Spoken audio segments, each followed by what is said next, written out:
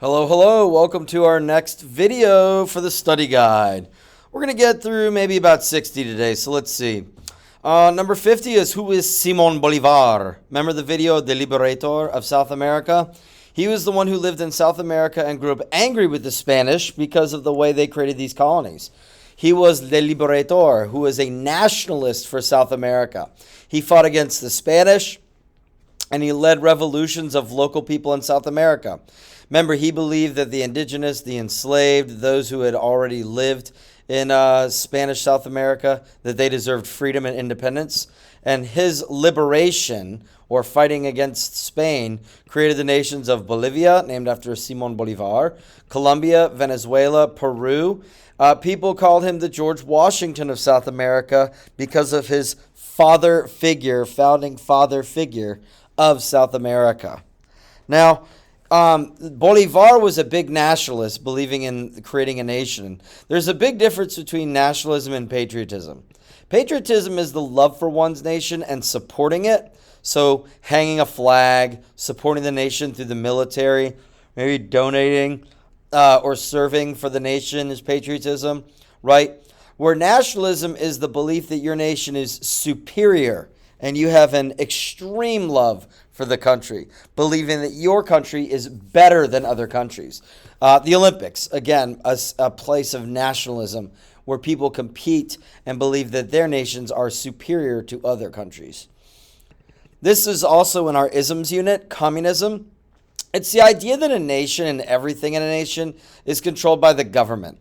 So a classless society. The government controls the economy. The government gives jobs. They control jobs. The government controls the production of goods. The government controls healthcare services. The government. So there's not really free choice of what you want to do. Everything is run by and controlled by the government in a commune system, meaning people are treated equally.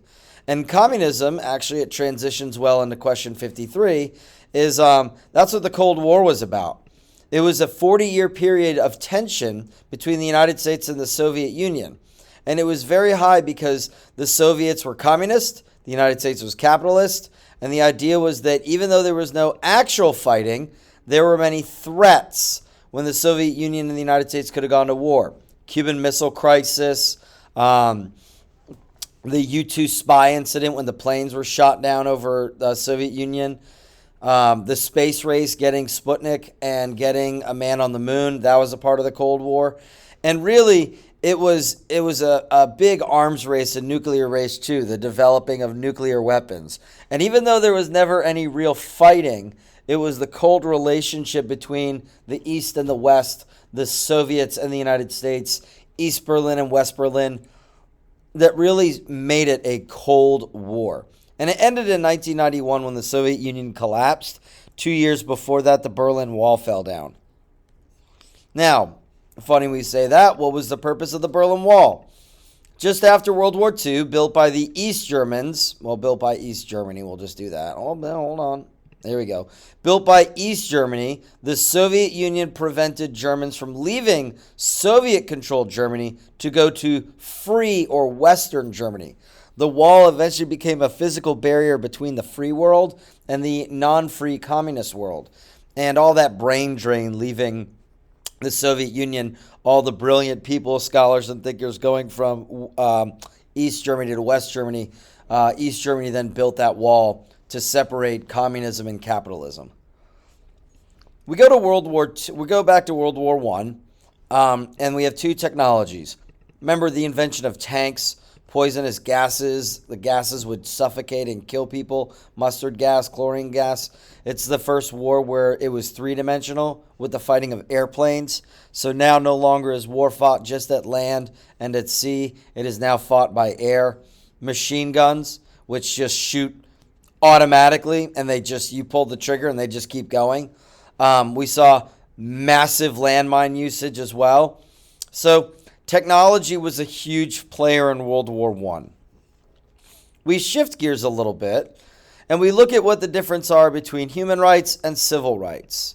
All right, a human right is something that is given to all people at birth. So a right that everyone has when they are born, such as the freedom of thought, the freedom of religion, the freedom of their beliefs. These are freedoms and entitlements that humans have once born that cannot be taken away. The freedom of expression. The idea that you are allowed to do what you want to do, that is a human right. No one can deny you living a certain way. Whereas a civil right is a liberty or freedom given to the people by the government. So, for example, a civil right is being given the right to vote at a certain age, being given the right to ride public transportation or sit in a restaurant, depending upon your skin or race. Many of those we saw in our Civil and Human Rights Movement unit. Human rights, right? You cannot deny anyone the right to life. You cannot enslave people. Those are human rights. I don't know why I don't have an answer for this one, but here we go. 2 things that united Europe in the European Union and 2 things that divided Europe in the European Union. Remember, the European Union was created just after World War II to try to create a European nation of peace, a European continent of peace, and also to kind of make sure that no more wars would happen and that the wealthier nations and the poorer nations could help rebuild each other so they could work together. So one of the things that unites the Europe and the European Union is that they have an international court where every country has a say. There's 700 plus members of this assembly. They all vote on what they want the European Union to do. They have a currency called the euro where every country in the European Union uses the euro, so you don't have to worry about currency. People can travel freely between the European Union zone. Remember, you don't need a passport to go from Germany to France to Sweden. It's all that kind of stuff. So you don't need that, which is good. Creates a sense of unity. There's European Union Day, EU Day. People are celebrated to, remember, it's called United in Diversity. The idea that we are a European continent, but we are united. However, there are things that divide the European Union. Wealthier countries generally see more immigrants, and they cannot limit the amount of immigrants coming from poorer nations. The euro is not always as strong in one economy than the other. Language is a barrier. Culture and customs are barriers because not every country and not every people want to practice the same ideas and ideologies. And sometimes, really, the wealthier nations end up helping out the poorer nations more than the poorer nations doing anything for the wealthier nations. So it kind of puts a burden on the wealthier nations. The United Nations, that was just before the European Union. And as we scrolled up here, we're looking at just before the Cold War II.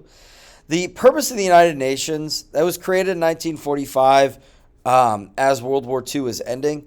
And it was the concept that we want to ensure that there is world peace, unity, and to prevent any further world conflict. Remember, the United Nations logo is the world looking up, looking at the world from a bird's eye view. The continents are blue with olive branches to indicate peace. It is successful at times, but it's also unsuccessful. But it's a great thought and attempt to create world peace. You do have in the United Nations that they try to help all countries with food, with shelter, with necessary goods and supplies. So right now the United Nations is very involved in what's going on in Ukraine and in Israel and Gaza. We'll tackle 2 more.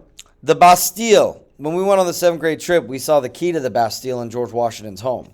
Remember, the Bastille is a French prison that was home to weapons and locked up debtors during the French Revolution. This prison was stormed by the Third Estate, or the poor people, who wanted to overthrow the government in France for more rights. The Bastille, as a prison, had a lot of weapons in it. All the people that were in there were in debt and basically punished because economically they couldn't pay their way. And so the bourgeoisie and the Third Estate, which are the 98% of the rest of France who are poor and peasants, they said, to heck with this. We want to overthrow the government because we want more voting rights. We deserve access to more food. They took weapons and started a revolution. So they overthrew the prison and they immediately took the nation by storm. They took the empire, the kingdom by storm, and eventually ousted King Louis of France. Vive la France! Who made up, I just said this, but who made up 90% of France's population in the 1700s? It was the poor, the Third Estate. And really, that number should be, I should change that to 98. I just did. Oh, not 9. 98. There we go. And in this 98% were the bourgeoisie, the bourgeoisie, the middle upper class of this other state in France before the French Revolution. They were the ones who were not doctors. They were the lawyers, they were the merchants, they were the bankers, they were the people that had a little bit more of a role than farming in the third estate, but they still were really, really poor. I'm going to stop us here. I imagine the last video will finish us off. So I'm going to stop us there for our study guide. We got one more video to go. I hope you're paying attention to these videos and that you are using the details for your study guide. Be good.